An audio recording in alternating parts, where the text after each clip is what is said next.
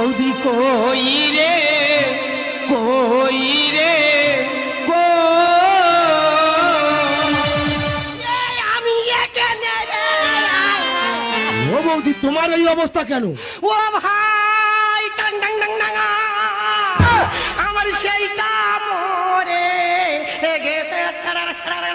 বৌদি কোনটা মরে গেছে? তো দাদা মরে গেছে। দাদা মরে গেছে? হ্যাঁ। দাদা কি করে মরে গেছে? তুই বলি বৌদি আমি টাকা পাই, টাকা দিতে হবে। হ্যাঁ। আমার স্বামীকে বললাম দেখো লোকের থেকে টাকা নিয়েছি, টাকা দিতে হবে। ভালো। ওই টাকার সন্ধানে যাচ্ছিল, আচ্ছা। হঠাৎ কারেন্টের তার চোখে পড়ে হ্যাঁ। মরে মরে মরে মরে দাদা কারেন্টে তার চোখে পড়ে মরে গেছে? হ্যাঁ। দেখো তুমি ভেবে পড়ুনি আরে মরে এই দাদা, বাবা, আমার কে দায়িত্ব নেবে, কে চুম খাবে?